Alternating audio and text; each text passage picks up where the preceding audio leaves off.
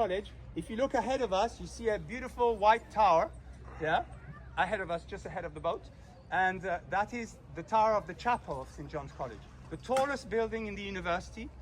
It's actually neo-Gothic, it's not real Gothic. It was built in 1865 by George Gilbert Scott. St. John's College was founded by the grandmother of Henry VIII, Margaret Beaufort, and she, after founding it, after giving the money in 1509, she died suddenly. So her most successful academic institution in the whole of Europe. They are said to have an endowment in cash of £2.5 billion. That's just the cash, not including all the fixed investments, of which they have enormous amounts. 34 Nobel Prizes have been won connected to Trinity College. It's unmatched in the whole of Europe. No other academic institution, single academic institution, can match that number. We're passing now under their bridge. So Trinity College founded in 1546. The bridge was built in 1764.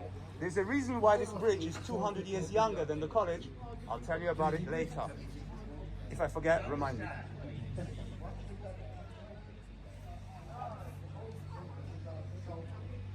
Now, if you look ahead of us, over there, you see a stunning fantasy-like castle.